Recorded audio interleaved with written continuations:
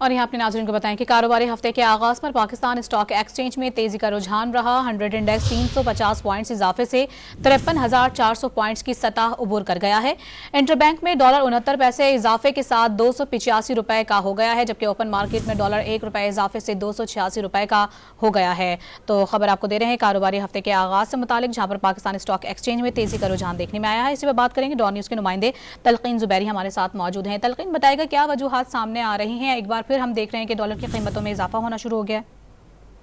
जी बिल्कुल, interbank market में मुसलसल इजाफा है और हम देख रहे हैं कि तकरीबन 2% जो है वो डॉलर इंटरबैंक मार्केट में बढ़ चुका है जब से ये बढ़ना शुरू हुआ है।